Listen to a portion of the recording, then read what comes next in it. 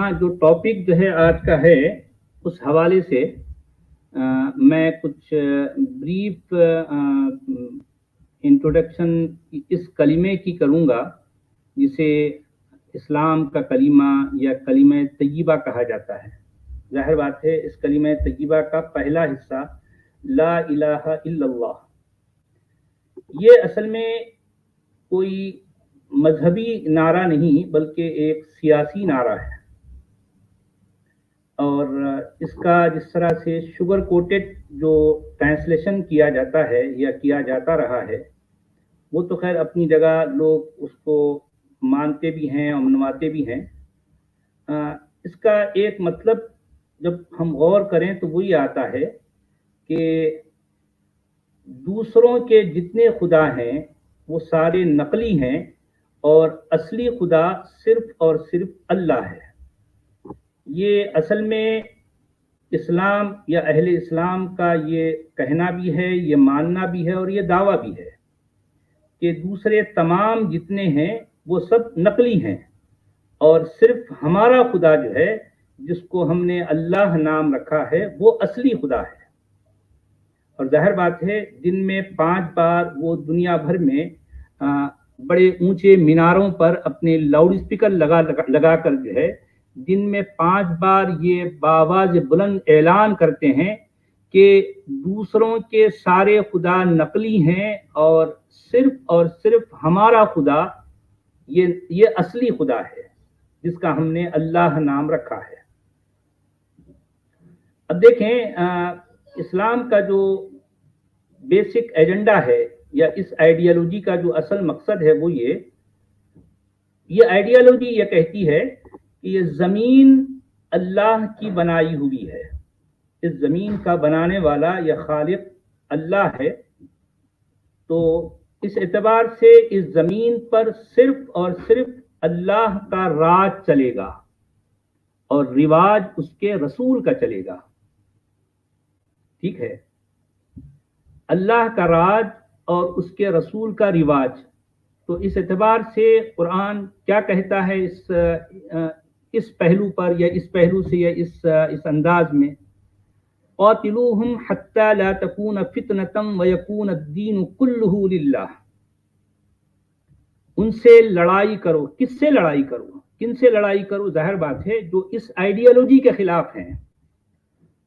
جو کوئی اس آئیڈیالوجی کو نہیں مانتا وہ اصل میں کافر ہے، اور جو کوئی اس آئیڈیالوجی کو مانتا ہے وہ اصل میں مومن ہے۔ یہاں ٹکراؤ مومنین اور جو ہے کافرین کا ہے۔ اس آئیڈیالوجی کو ماننے والے مومن ہو گئے، نہیں ماننے والے کافر ہو گئے، اور ان کے خلاف یہ قرآن حکم دیتا ہے قاتلوہم، ان سے لڑائی کرو۔ یہ آرڈر ہے، یہ آدیش ہے قرآن کا کہ قاتلوہم حتی لا تکون فتنة ویکون الدین کلہ للہ۔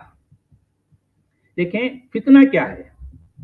فتنے کے معنی تو لوگ جو بھی لیں گے سو لیں گے، لیکن قرآن کے نزدیک سب سے بڑا فتنہ کفر اور شرک ہے۔ قرآن کے نزدیک سب سے بڑا فتنہ کفر اور شرک ہے۔ ظاہر بات ہے چونکہ یہ سب سے بڑا فتنہ ہے کفر اور شرک، اسی وجہ سے پورے کے پورے قرآن میں ہر جگہ کافروں اور مشرکین سے جہاد اور قتال کا بار بار حکم آتا ہے۔ یا ایھا النبی جاہد الکفار والمنافقین، یا ایھا النبی، اس میں پھر یہ کہا جاتا ہے کہ ما کان لنبی ان یکون له اسرى حتى یثخن فی الارض اقتلوہم حیث ثقفتموہم، یعنی یہ ہر جگہ بار بار اس بات کا حکم ہمیں قرآن میں ملتا ہے کہ ان سے لڑائی کرنا ہے، ان سے لڑتے رہنا ہے، یہاں تک کہ یہ شرک اور کفر والا فتنہ زمین پر باقی نہ رہے۔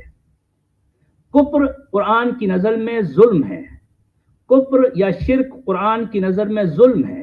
ان الشرک لظلم عظیم والکافرون هم الظالمون، اس حوالے سے قرآن بار بار یہ کہتا ہے کہ کفر ہی اصل میں ظلم ہے، اور اس ظلم کو مٹانا یا اس ظلم کے خلاف کھڑے ہونا دراصل یہی جہاد ہے، اور اس کے خلاف قتال کرنے کا حکم بار بار جو ہے कुरान अपने मानने वालों को देता है।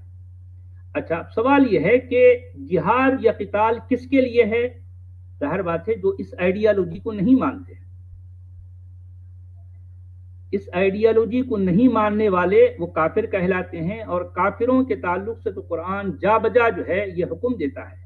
और तो और अब देखिए, यूं तो लोग हिंदू मुस्लिम सिख ईसाई आपस में हैं भाई भाई, ये नारा जो है लगाते हैं, और वैसे तो ये नारा बड़ा अच्छा है, पुरकशिश है।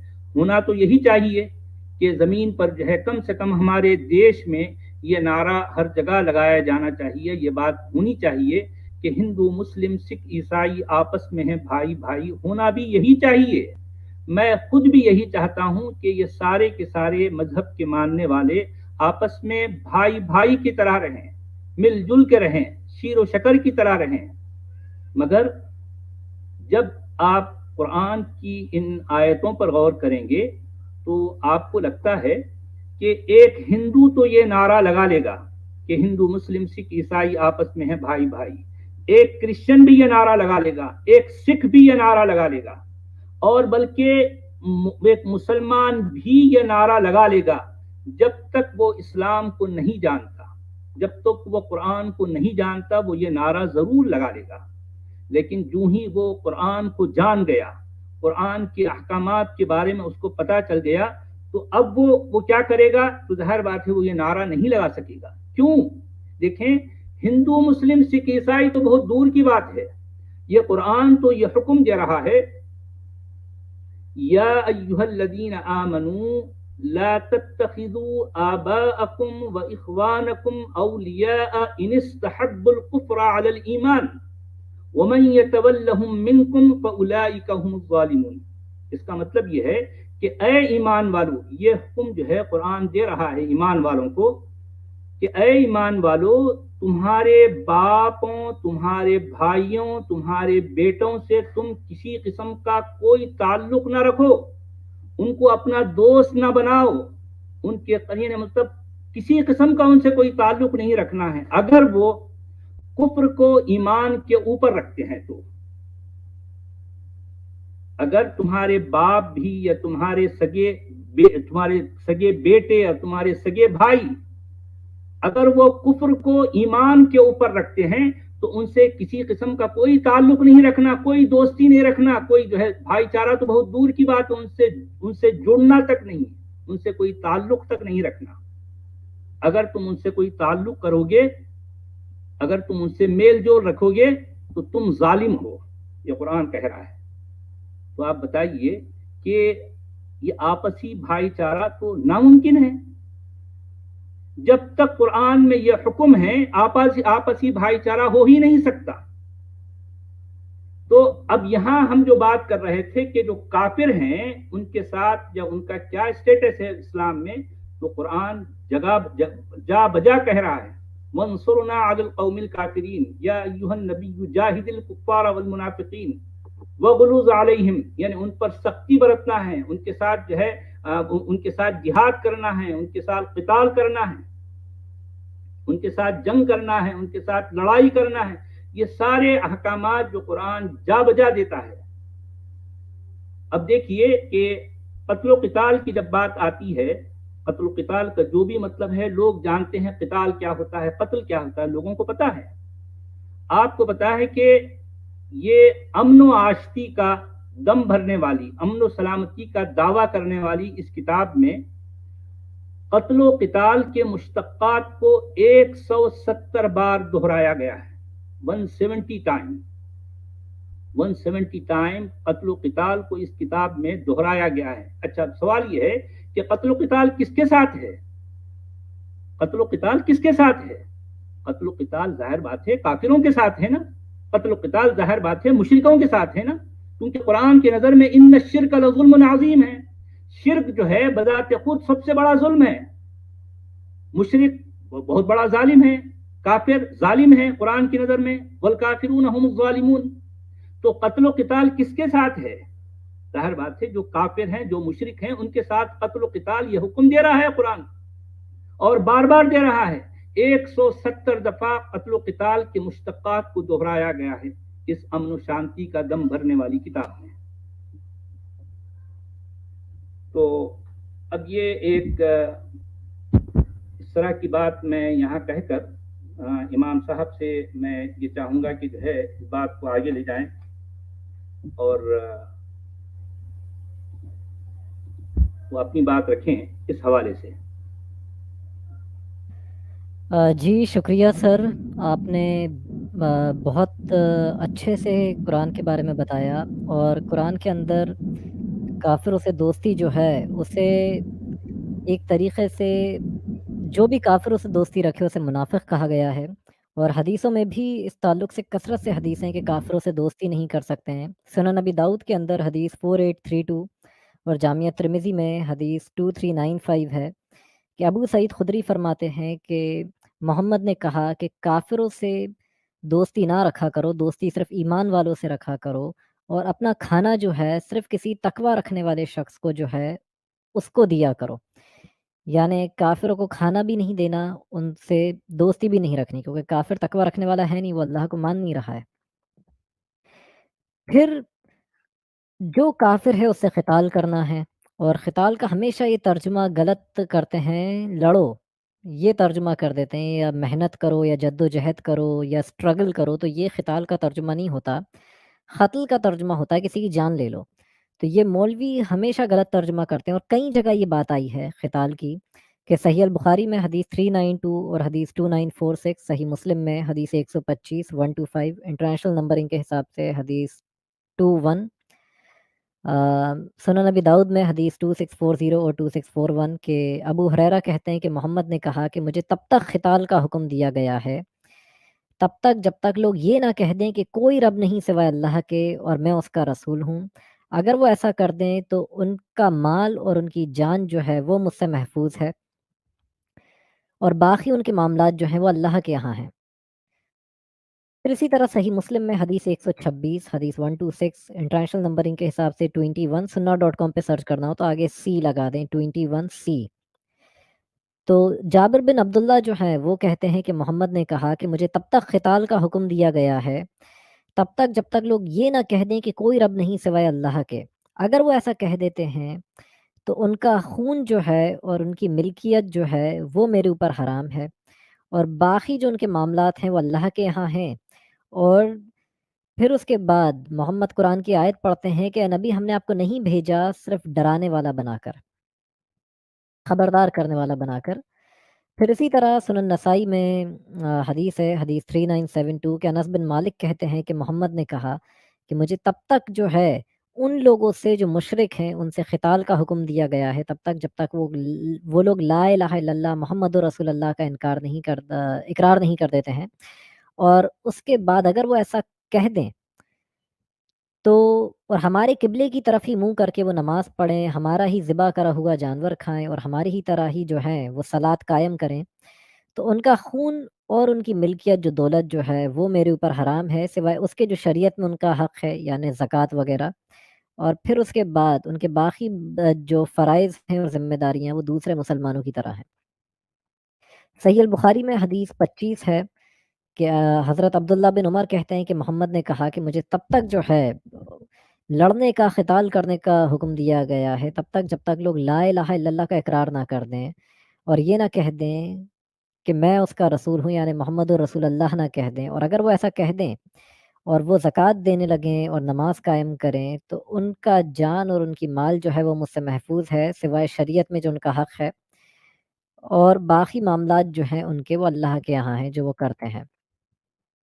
یعنی ان لوگوں سے قتال کرنے کا حکم دیا گیا اسلام میں جو اللہ کو نہیں مان رہے. پھر اسی طرح سنن نبی داؤد میں ایک حدیث ہے کہ ان سے دوستی نہیں رکھنا کافروں سے، حدیث 2787 کے باب ہی جو ہے جو باب ہے حدیث شروع ہونے سے پہلے اس کی ہیڈنگ ہی یہ ہے کہ کافروں کے ساتھ رہنا ان کی سرزمی پر کیسا ہے. تو حدیث اس طرح ہے کہ سامورہ ابن جندب جو ہیں وہ کہتے ہیں کہ محمد نے کہا کہ جو بھی کافروں سے دوستی کرے یا ان کے بیچ رہے وہ انہی میں سے ہے، تو ان کے ساتھ رہنا نہیں اور ان سے دوستی نہیں کرنا. سنن نبی داؤد میں حدیث 2645 کہ 2645 کہ جریر ابن عبداللہ جو ہیں وہ کہتے ہیں کہ محمد جو ہیں انہوں نے ایک فوج بھیجی جو ختم کا مقام ہے، اور وہاں پہ کچھ لوگ ایمان بھی رکھتے تھے کافروں میں، تو وہ بھی مسلمانوں کے ہاتھ سے مارے گئے۔ تو جب یہ بات محمد کو پتہ چلی تو اس نے کہا کہ میں ایسے انسان سے، ایسے شخص سے بری و ذمہ ہوں جو کافروں کے بیچ رہے۔ کہ صحابہ نے جب پوچھا کہ ہم نے تو اپنے مسلمان بھائیوں کو ہی مار دیا غلطی سے، ہمیں نہیں پتہ تھا یہ لوگ ایمان لے آئے تھے جو کافروں کے بیچ رہ رہے تھے۔ تو محمد نے کہا میں ایسے انسان سے بری و ذمہ ہوں جو کافروں کے بیچ رہے۔ تو ایک صحابی کہتے ہیں اللہ کے نبی بھلا ایسا کیوں؟ وہ کہتے ہیں کیونکہ ان دونوں کو ایک دوسرے کی آگ نہیں دکھائی دیتی، یعنی پتہ نہیں ہوتا ایک دوسرے کو کہ دونوں جہنمی ہیں، یہ احساس نہیں ہوتا دونوں کو۔ اور کافروں کو نجس بھی بولا گیا ہے سورہ توبہ کی آیت 28 میں کہ اے ایمان والو جو اللہ کے ساتھ شرک کرتے ہیں اس کی ذات میں کسی کو وہ نجس ہیں۔ جیسے ابھی سورہ توبہ کی آیت 23 جو ہے کہ اگر تم کہ اے جو ایمان رکھتے ہو اگر تم اپنے بھائیوں کو اور اگر تم اپنے باپ کو اگر دوست بناتے ہو اپنا، اگر وہ کفر کو ترجیح دیتے ہیں ایمان کے اوپر، تو تم میں سے جو کوئی بھی ایسا کرتا ہے تو وہ انہی میں سے ہے کہ یقیناً اللہ ظالموں کو جو ہے وہ تو یہ وہ ہیں یقیناً جو ظالمون ہیں، جنہوں نے ظلم کیا ہے، گناہ کرا ہے۔ سورہ نساء میں تو آتا ہے کہ منافق کی جو ڈیفینیشن ہے وہ یہ آتی ہے سورہ نساء کی آیت 144 سے لے کے 145 تک، اے جو ایمان رکھتے ہو تم میں سے جو کوئی بھی کافروں کو دوست بنائے گا جو ایمان کے اوپر کفر کو ترجیح دیتے ہیں، تو وہ اللہ کو ثبوت دیتا ہے ایسا کر کے اپنے خلاف۔ یقیناً منافق جو ہیں وہ جہنم کے سب سے نچلے درجے کی آگ میں ہوں گے اور ان کا کوئی مددگار نہیں ہوگا۔ سورہ المائدہ میں آیا ہے آیت 51 میں کہ کافروں کو اپنا دوست نہ بناؤ جو ایمان رکھتے ہو، یہود اور نصارہ کو جو بھی انہیں اپنا دوست بنائے گا وہ انہی میں سے ہے، اور اللہ ظالموں کو ہدایت نہیں دیتا۔ تو اس طرح کی باتیں کئی کری گئیں۔ اب یعنی جو کافروں سے دوستی رکھ رہا ہے اسے کہا گیا منافق، وہ ہپوکریٹ ہے۔ اور اس طرح کی کئی سورہ تحریم میں آتا ہے سورہ نمبر 66 اس کے آیتوں میں کہ اے نبی قتال کرو کافروں سے اور منافقوں سے، اور جو ہے سخت رہو کہ ان کا ٹھکانہ جو ہے وہ جہنم ہوگا اور وہ ایک برا ٹھکانہ ہے۔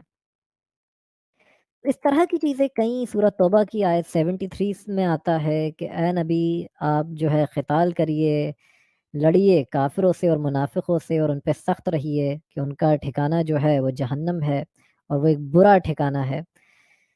تو اس طرح کی باتیں جو ہیں یعنی منافقوں سے لڑنا ہے، اور سب سے بڑا منافق کون ہے جو کافروں سے دوستی رکھ رہا ہے۔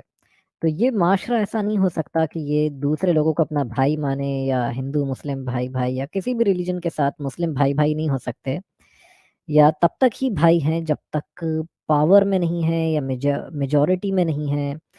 اور یہ چیز خود قرآن بھی اس کی گواہی دے رہا ہے کہ کافر جو ہیں وہ دوست نہیں ہو سکتے، تبھی دوست ہو سکتے ہیں جب آپ طاقت میں نہیں ہو۔ سورہ آل عمران کی آیت 28 میں کہ ایمان والے اے ایمان والو کافروں کو جو ہے اپنا دوست نہ بناؤ ایمان والوں کی ترجیح پہ، اور جو کوئی بھی ایسا کرے گا تو اس کا اللہ سے کوئی لینا دینا نہیں۔ ہاں اگر اس نے اپنے آپ کو بچانے کے لیے ان کافروں کی حرکتوں سے ایسا کرا ہے تو اللہ تمہیں خبردار کرتا ہے کہ تم کو اسی کے پاس لوٹ کر جانا ہے۔ تو دوستی بھی تبھی ہے کہ جب پاور میں نہیں ہے، اپنے آپ کو ان سے بچا کے رکھنا ہے، کہ ان سے اچھے تعلقات بنا کے رکھنے ہیں جب تک آپ ان کے مجبور ہو ان سے تعلقات بنانے کے لیے ان سے اچھے، تو ہی ایک مجبوری ہے۔ تو یہ ایک ایسا معاشرہ ہے کہ یہ کسی کو دوست کی حیثیت سے، بھائی کی حیثیت سے قبول نہیں کر سکتا ہے۔ تب میں سچ والا جی کو چاہوں گا کہ آپ بات آگے بڑھائیں۔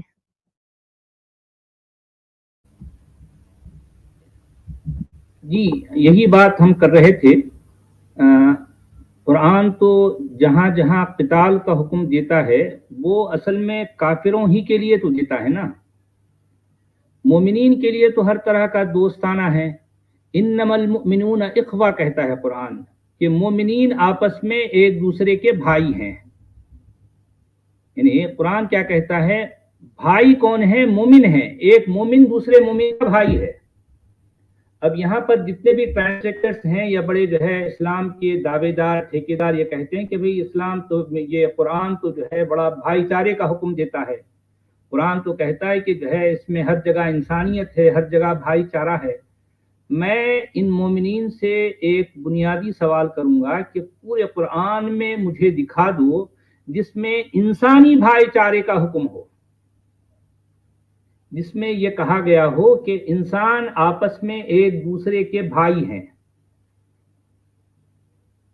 قرآن تو کہہ رہا ہے کہ جو ہے جو بھائی کون ہے؟ جو مومن ہے، مومن کا بھائی مومن ہے، لیکن جو کافر ہے ظاہر بات ہے وہ کافر ان کا بھائی نہیں ہو سکتا، کیونکہ اس نے کفر کیا ہے، اور کفر کیا ہے؟ ظلم ہے۔ کفر کیا ہے؟ یہ بہت بڑا جرم ہے، اور پورے قرآن میں ہر جگہ یعنی یہ جرم اور ظلم جسے کہا جاتا ہے اس کے خلاف کہیں بھی کوئی قتل و قتال کا حکم نہیں ہے۔ پورے قرآن میں قتل و قتال کا حکم کس کے لیے ہے؟ کافروں اور مشرکوں کے لیے ہے۔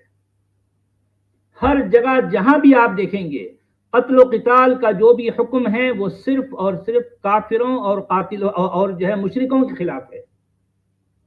جو مشرک ہیں، جو کافر ہیں، ان کے خلاف قتل و قتال کا حکم ہے۔ جو ظالم ہے، جو مجرم ہیں، ان کے خلاف کوئی ایک بھی حکم نہیں ہے۔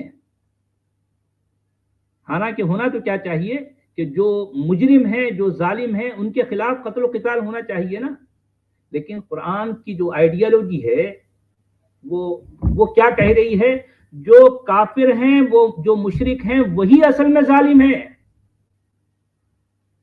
تو چونکہ یہ لوگ ظالم ہیں تو ان کے خلاف قتال کرنا ہے، ان کو قتل کرنا ہے، ان کے خلاف جہاد کرنا ہے۔ یہ سارا حکم جو ہے قرآن میں ہم کو جا بجا ملتا ہے۔ پورے قرآن میں کوئی ایک حکم دکھا دو جس میں یہ کہا گیا ہو کہ ظالموں اور مجرموں کے خلاف قتال کرنا چاہیے، کوئی ایک حکم دکھا دو۔ پورا قرآن اس سے خالی پڑا ہے۔ جہاں جہاں قتل و قتال کا حکم ہے وہ صرف اور صرف مشرکوں اور جو ہے کافروں کے خلاف ہے، پورا قرآن۔ اب ایسی صورت میں بھائی چارہ بھلا کیسے ہوگا؟ اس کتاب کے ہوتے ہوئے ایک مومن اپنے جو اپنا ہم وطن ہے، اپنے جو ہے دیش کا جو دوسرا واسی ہے، جس کا تعلق دوسرے مذہب سے ہے، وہ اس کا بھائی آخر کیسے ہو سکتا ہے؟ کیونکہ اس کی یہ مقدس کتاب اس کو اس طرح سے کہنے، اس طرح کی سوچ سے بھی دور رکھتی ہے۔ ہر جگہ کہتی ہے۔ سورہ الممتحنہ کی 4 آیت میں جو بات کہی جا رہی ہے ابراہیم کے حوالے سے، ظاہر بات ہے قرآن کے نزدیک ابراہیم ایک بہت اونچا نام ہے۔ اس کے حوالے سے قرآن کیا کہہ رہا ہے کہ وَإِنَّ لَكُمْ أُسْوَةٌ حَسَنَةٌ فِي إِبْرَاهِيمَ وَقَوْمِهِ إِذْ قَالُوا إِنَّا بُرَاءُ مِنْكُمْ۔ قرآن یہ کہہ رہا ہے کہ ابراہیم اور جو ہے اس کی قوم میں تمہارے لیے بہترین جو ہے آئیڈیا ہے، بہترین آئیڈیل ہے، اس کی زندگی تمہارے لیے آئیڈیل ہے۔ تو ابراہیم نے کیا کہا تھا؟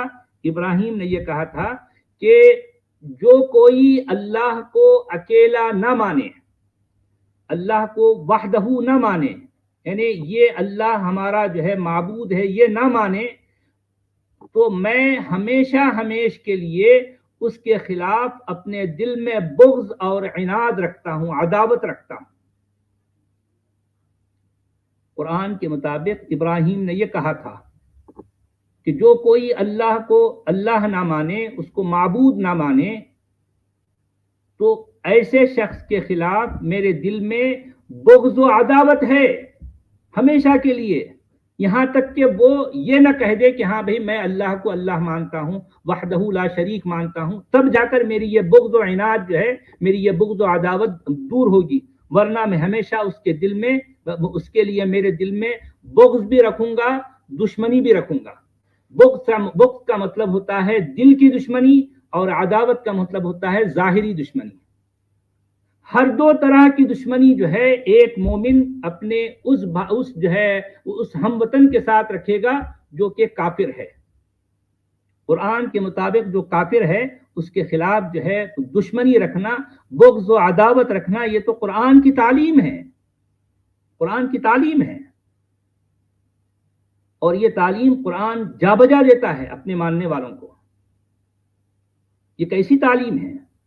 اس تعلیم کے ہوتے ہوئے کیا انسان ایک دوسرے کو اپنا بھائی سمجھ سکتے ہیں بھلا؟ کیسے ممکن ہے ذرا بتائیے. جی آپ بات کو آگے لے کے جائیں. جی سر بہت بہت شکریہ. پہلے تو حدیث میں بھی یہ نہیں آتا ہے کسی بھی حدیث میں کہ اسلام جو ہے ایک بھائی چارے کی امن یا محبت کی بات کرتا ہو. بخاری کے اندر حدیث نمبر 10 اور حدیث نمبر 11 10 اور حدیث پھر 11 کہ عبداللہ بن عمر جو ہیں وہ روایت کرتے ہیں کہ محمد نے کہا کہ مسلمان وہ ہے جس کے ہاتھ سے دوسرے مسلمان اور اس کی زبان سے دوسرے مسلمان محفوظ رہیں.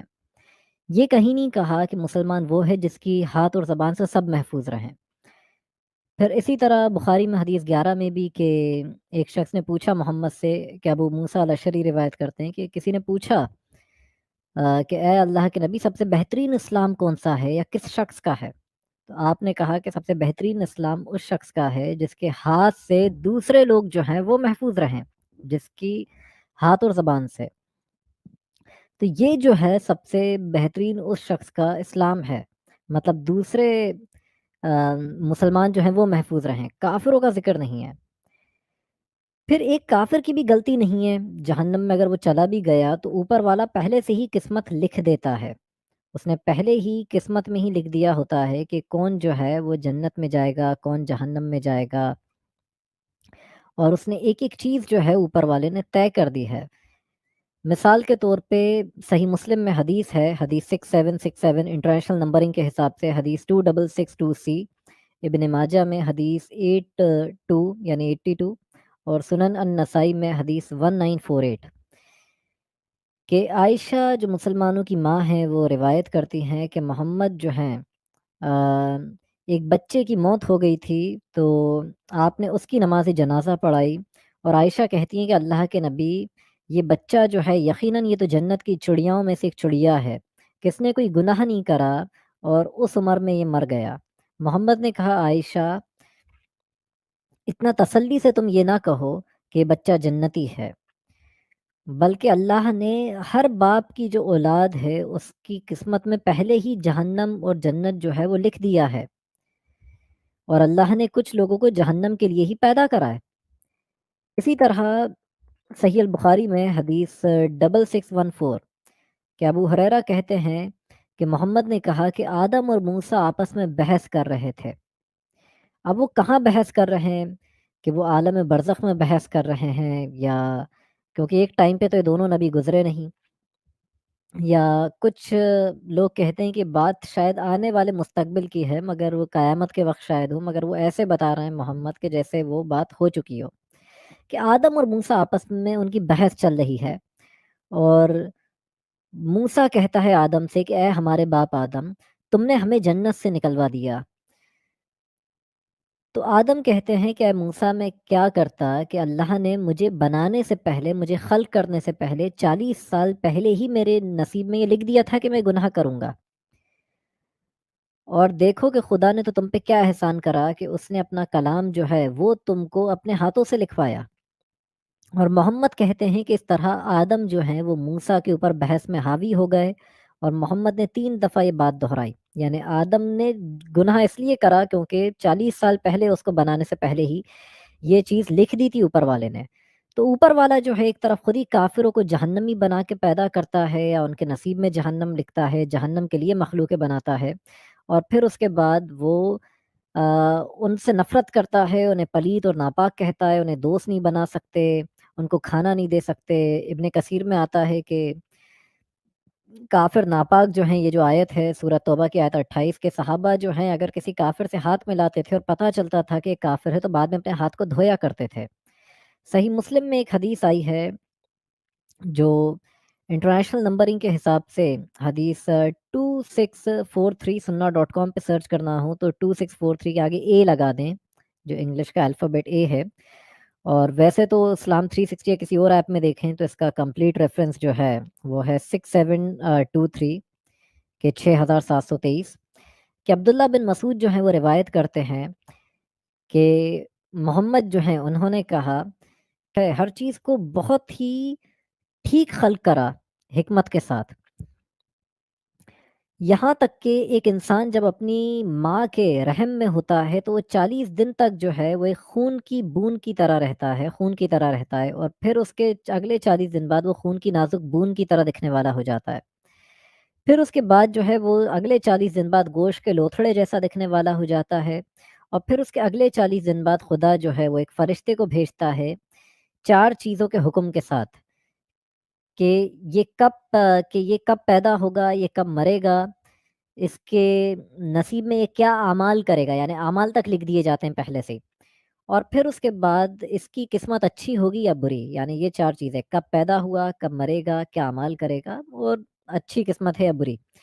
پھر اس کے بعد محمد نے کہا کہ قسم کھا کے کہ جس کے سوا کوئی رب نہیں، انہوں نے کہا کہ ایک انسان جو ہے نیکیاں کرتا رہتا ہے، یہاں تک کہ اتنی نیکیاں کرتا ہے کہ جنت اور اس کے بیچ ایک بالش کا فاصلہ رہ جاتا ہے، مگر اس کے نصیب میں جہنم لکھا ہوتا ہے، تو اس کی قسمت اس کے اوپر حاوی ہو جاتی ہے، اور وہ کوئی ایسی غلطی کر بیٹھتا ہے جس سے وہ جہنم میں چلا جاتا ہے۔ تو کیوں گناہ کر رہا ہے؟ کیونکہ اس کا نصیب اس پہ حاوی ہو گیا۔ اسی طرح کوئی انسان جو ہے گناہ کرتا رہتا ہے، یہاں تک کہ اتنے گناہ اس کے ہو جاتے ہیں کہ جہنم اور اس کے درمیان صرف ایک بالش کا فاصلہ رہ جاتا ہے، مگر اس کی قسمت جو ہے وہ اس پہ حاوی ہو جاتی ہے، اور خدا نے اس کے لیے جنت لکھی ہوتی ہے، تو وہ کوئی ایسی حرکت کر دیتا ہے جس کی بنیاد پہ خدا جو ہے اسے جنت میں داخل کر دیتا ہے۔ یعنی اوپر والا جو ہے اس نے پہلے ہی جنت اور جہنم جو ہے وہ طے کر دی ہے، تو اس میں ایک عام انسان کی غلطی کیا ہے؟ مطلب پھر تو مذاق کر رہا ہے، یہ کائنات اتنی بڑی بنا کے وہ ایک کھیل تماشا کر رہا ہے۔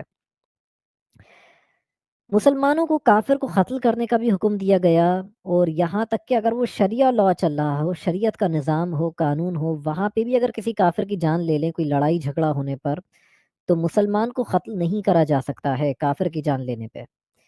بھلی وہ ٹیکس دے کے جزیہ دے کے رہ رہا ہو، اس کے بدلے مسلمان جو قتل نہیں کرا جائے گا وہ بلڈ منی پے کرے گا، فائن جو ہے جرمانہ وہ پے کرے گا، اور وہ بھی آدھا پے کرے گا جو کسی مسلمان کو قتل کرنے کے بدلے ہوتا ہے۔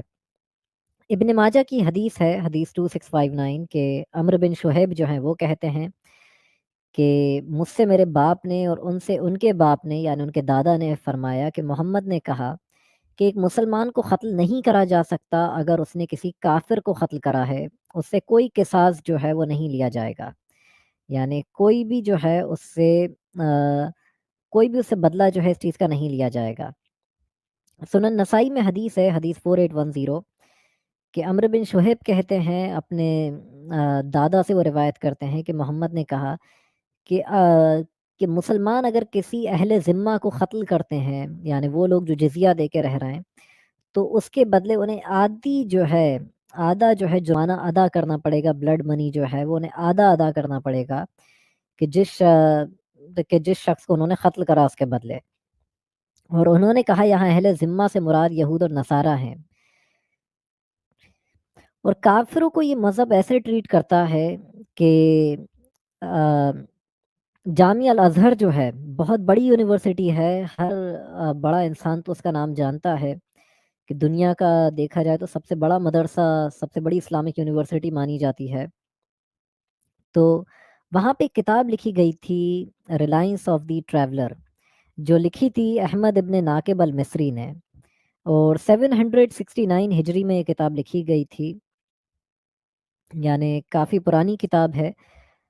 مطلب یہ کتاب انہوں نے انگلش میں ترجمہ کری تھی جامعہ الازہر یونیورسٹی نے، تو بہت پرانی کتاب تھی، اور اس میں یہ بتایا گیا تھا کہ شریعت چلے گی کیسے، یعنی شریعہ جو ہے آخر وہ چلے گی کیسے، کہ شریعت میں کافروں سے کیسے ٹیکس لیا جائے گا، کون سا خلیفہ کتنا ٹیکس لیتا تھا، کافروں کو اگر مار دیا تو اس کا فیصلہ کیسے ہوگا اگر شریعہ لاء کے نیچے رہ رہا ہے، پورے کہ چوری کرنے والے کے ہاتھ کیسے کاٹے جائیں گے، کتنی کیا اس نے چرایا تو اس کو کتنی سزا دی جائے گی، کہ ہاتھ اس کا آدھا کاٹا جائے کلائی سے، پورا کاٹ دیا جائے، ایک ہاتھ ایک پیر کاٹ دیا جائے، یا کیا سزا دی جائے اس کو، تو یہ پورا اس کتاب میں ہے۔ اگر کسی کو سمجھنا ہو کہ محمد اور صحابہ کے ٹائم میں کیا اسلام چلتا تھا، حقیقی اسلام جو آپ سے چھپایا جا رہا ہے، تو وہ اس کتاب کو پڑھے، ریلائنس آف دی ٹریولر۔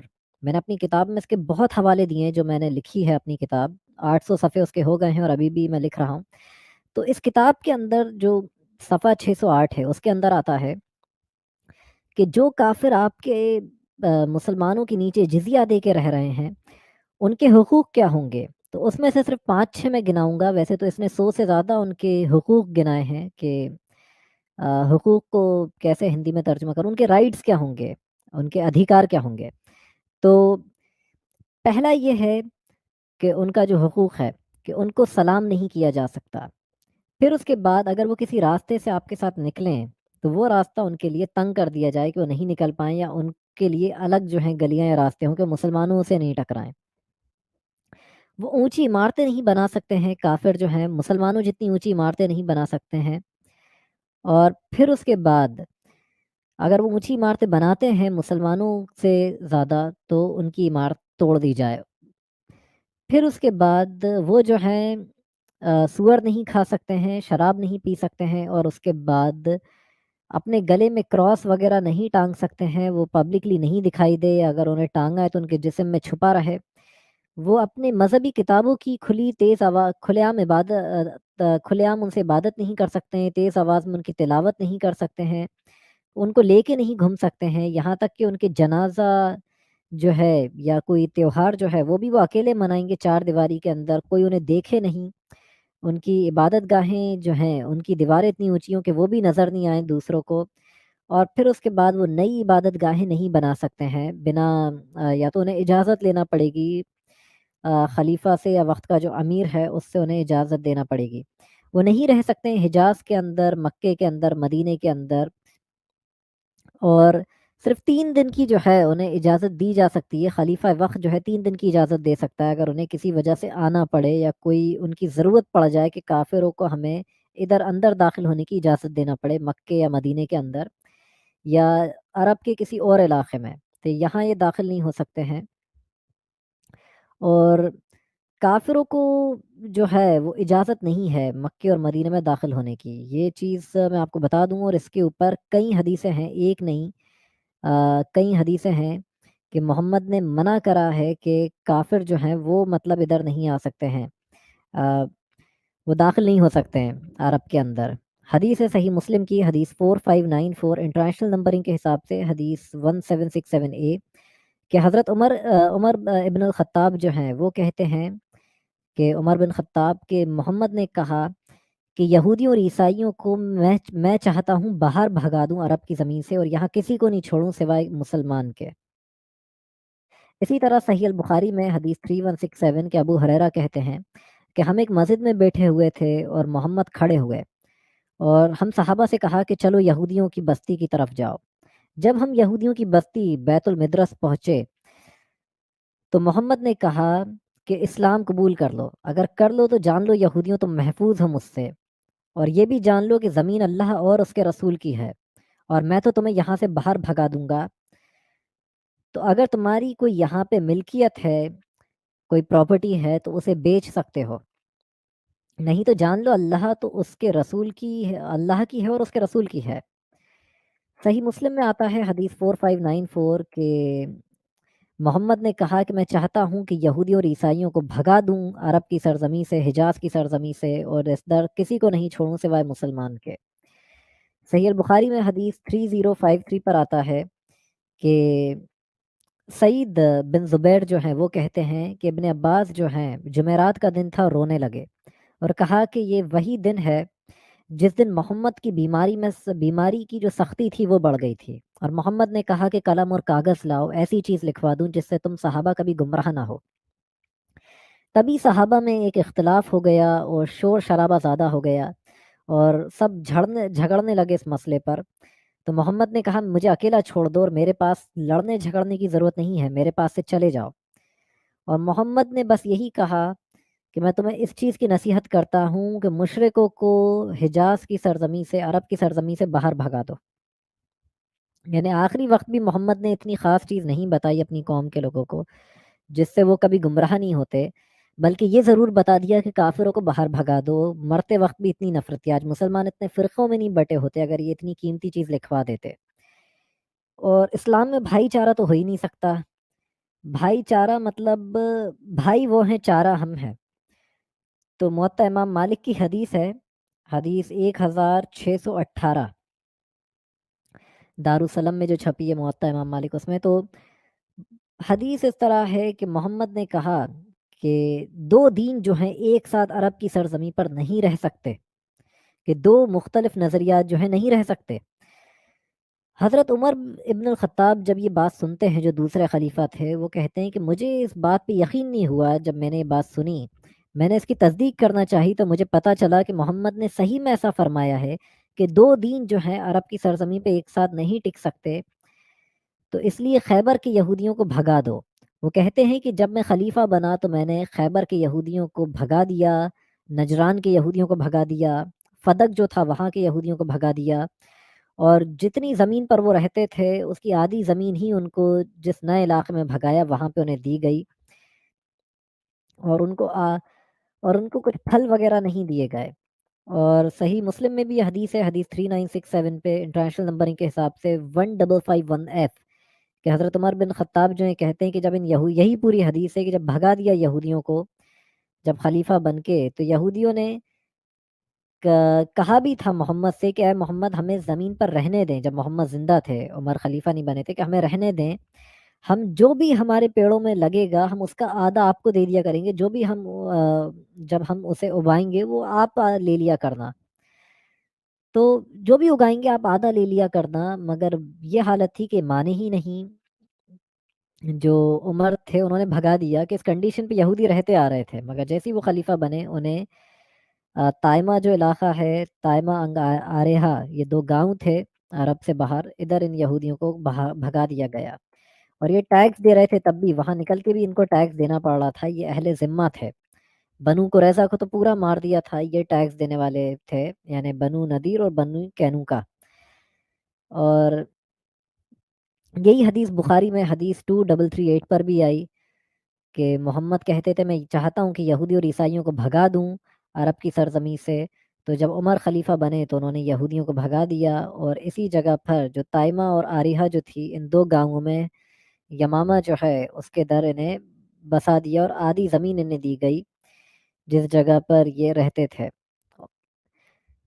اگر یہ چیز مسلمانوں کے ساتھ کوئی کرے تو پتہ نہیں ان کا کیا ری ایکشن ہو، اگر ان کو NRC CA جب آتے ہیں اور یہ اتنا اس پہ بوال مچاتے ہیں، تو اگر یہی چیز اگر ان کے ساتھ کوئی دوسرا کرے، حالانکہ اس میں تو انہیں بھگا بھی نہیں رہتے، NRC کچھ بھی نہیں، پاپولیشن کیا ہے اس کو ہم کاؤنٹ کر رہے تھے اپنی کنٹری کی، CA کہ جن لوگوں پہ ظلم ہو رہا ہے، جتنے بھی جو ہیں بدھ ہوں، سکھ ہوں، دوسری کمیونٹی کے، ان کو انڈیا میں لے آیا جائے بیچاروں کو پرسیکیوشن سے بچانے کے لیے، اس میں مسلمانوں کا کیا نقصان تھا؟ ان کا تو رائی کے دانے برابر بھی ان کا کچھ نہیں جا رہا تھا، پھر بھی انہوں نے اس پہ اتنا تماشا بچا دیا۔ تو مگر یہاں محمد نے کیا کرا، دوسرے لوگوں کو بھگا ہی دیا، اور ہمیں کشمیر کی ہسٹری پتہ ہے جو کشمیری پنڈتوں کے ساتھ ہوا۔ تو اب میں چاہوں گا اس پہ سچ والا جی جو ہیں وہ بھی اس پہ کچھ اس بات کو آگے بڑھائیں۔ ہاں دیکھیں، جسے قرآن کہا جاتا ہے اور جس ذخیرے کو حدیث کہا جاتا ہے، اگرچہ کہ ان میں ایک طرح کا فرق ہے، ان دونوں میں فرق ہے، تو فرق اس اعتبار سے ہے، جتنا میں مسلمانوں کے عمل کو دیکھتا ہوں، یا جسے آج ہم مروجہ اسلام کہتے ہیں، جو کچھ اسلام آج ہمیں نظر آتا ہے، اس کا تعلق قرآن سے نہیں ہے۔ یعنی جتنا کچھ اسلام آج ہم کو نظر آتا ہے وہ سارا کا سارا حدیث کے ذخیرے میں پایا جاتا ہے۔ مثال کے طور پر نماز ہے، یا جسے ہم روزہ کہتے ہیں، جسے حج کہتے ہیں، جسے عمرہ کہتے ہیں، جسے قربانی کہتے ہیں، جسے عیدین کہنے، آپ جو بھی جو ہے مسلمانوں کے اعمال اور معمولات ہیں، وہ سارے کے سارے ہمیں حدیث میں ملتے ہیں، قرآن میں نہیں ملتے۔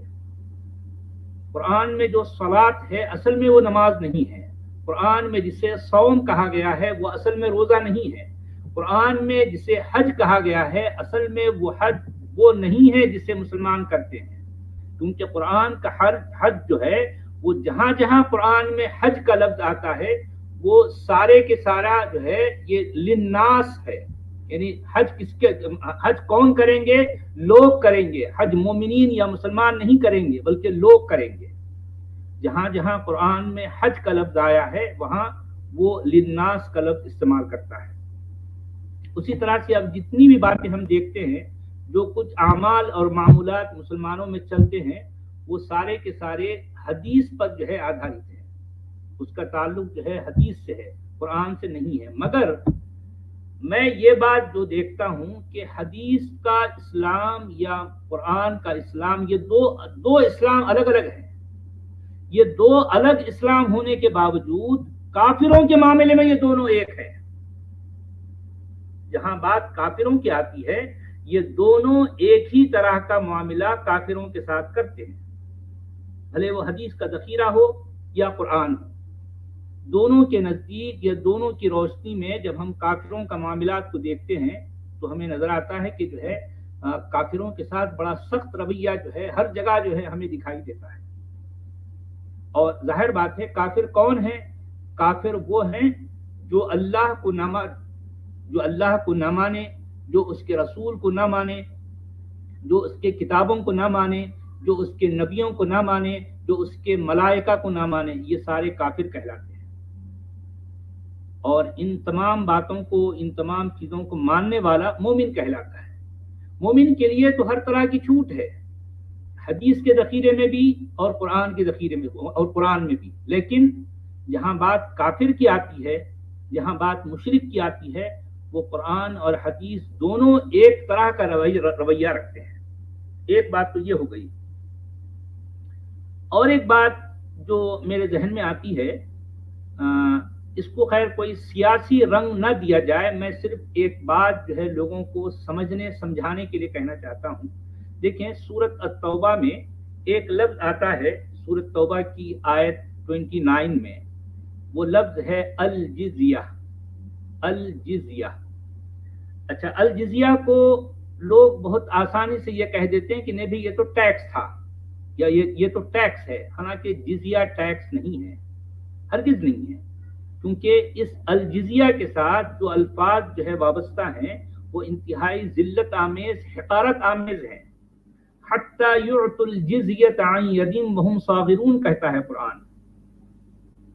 تو اب دیکھیں کہ یہ کن پر جو ہے لاگو ہوتا ہے؟ جو اللہ کو نہ مانے، جو اس کے رسول کو نہ مانے، اس کے دین کو سچا دین نہ مانے، اس کی کتاب کو سچا نہ مانے، آخرت کا جو ہے جو انکار کرے، ان پر یہ جو ہے یہ جزیہ لاگو ہوتا ہے۔ اور جزیہ کیا ہے؟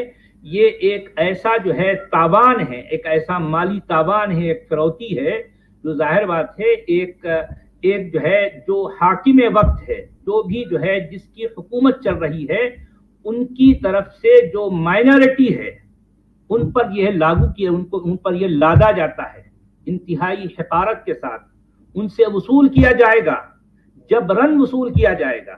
ان کے پاس اور کوئی چارہ نہیں، اور کوئی راستہ نہیں ہے کہ اس سے بچنے کا کوئی راستہ نہیں ہے، ان کو دینا ہی دینا ہے، چاہے کچھ ہو جائے۔ جو بھی جو ہے حکومت ان پر یہ جو ہے یہ جزیہ، یہ تاوان، مالی تاوان لاگو کرے گی، وہ ان لوگوں پر لازم ہے کہ اگر ان کو اس ملک میں رہنا ہے تو ان کو یہ جزیہ دینا ہے، ان کو یہ مالی تاوان دینا ہے۔ اب سوال یہ ہے، تھوڑی دیر کے لیے میں صرف سمجھنے کے لیے یا سمجھانے کے لیے میں یہ بات کہنا چاہتا ہوں، خاص طور پر مومنین سے۔ دیکھیں مومنین جس وقت جو ہے جہاں کہیں وہ اکثریت میں ہوتے تھے، یا جس وقت ان کا قرآن چلتا تھا، ان کی حدیثوں کی دادا گیری چلتی تھی، تو ظاہر بات ہے انہوں نے ان تمام لوگوں سے یہ جزیہ حاصل کیا، یہ مالی تاوان حاصل کیا، انتہائی حقارت کے ساتھ یہ مالی تاوان وہ حاصل کرتے تھے۔ اب سوال یہ ہے، تھوڑی دیر کے لیے اگر ہم ذرا جو ہے اس پر غور کریں، ایگزیکٹلی یہی سچویشن اگر موجودہ حکومت مسلمانوں پر لاگو کر دے، اگر موجودہ حکومت، ٹھیک ہے میں یہاں پر موجودہ حکومت کی نہ کوئی تعریف کر رہا ہوں نہ کوئی تنقید کر رہا ہوں، میں جو ہے سیاست سے جو ہے میرا کوئی تعلق نہیں، اور نہ میں کوئی سیاسی بات کہنا چاہ رہا ہوں، میں سیاسی بات نہیں کہنا چاہ رہا ہوں، میں صرف اس نقطے کو سمجھنے اور سمجھانے کے لیے یہ بات جو ہے رکھنا چاہتا ہوں کہ مسلمان جس وقت وہ ان کی اپنی حکومتیں ہوتی تھیں، ان کا اپنا دبدبہ تھا جس جگہ بھی، تو وہ دوسروں کے ساتھ کیا کچھ کرتے تھے۔ اگر وہی معاملہ ان کے ساتھ، مسلمانوں کے ساتھ اگر دوسرے لوگ کرنے لگ جائیں، تو ان پر کیا گزرے گی, کیا بیتے گی, ذرا وہ غور کریں. اگر موجودہ حکومت ایگزیکٹلی یہی معاملہ یہ ان مسلمانوں پر جو ہے لاگو کر دے کہ بھائی آپ کو آج کی تاریخ سے جزیہ جو ہے ہمیں دینا ہے. اچھا جزیہ کیا ہے؟ وہ ٹیکس نہیں ہے, جزیہ ٹیکس نہیں ہے, ٹیکس تو ہر شہری پر ہوتا ہے. بھائی جو کوئی اس لیول سے اس کی انکم ہے کہ مثال کے طور پر اب میں جو ہے سالانہ میری انکم مان لو جو ہے میں 10 لاکھ روپے کماتا ہوں, ایک میں بتا رہا ہوں ایگزامپل کے لیے, اگر میں سالانہ 10 لاکھ روپے کماتا ہوں یا پھر جو ہے یوں سمجھیے سالانہ جو ہے میں 5 لاکھ روپے کماتا ہوں تو مجھے اتنا ٹیکس دینا ہے حکومت کو. ٹھیک ہے, یہ تو ٹیکس ہے. ہر وہ شخص بھلے وہ کوئی بھی مذہب سے تعلق رکھتا ہو, وہ جو کوئی جس کسی کی انکم اتنی ہے اس کو اتنے % ٹیکس دینا ہے, اسے کہتے ہیں ٹیکس. لیکن جزیہ ٹیکس نہیں ہوتا.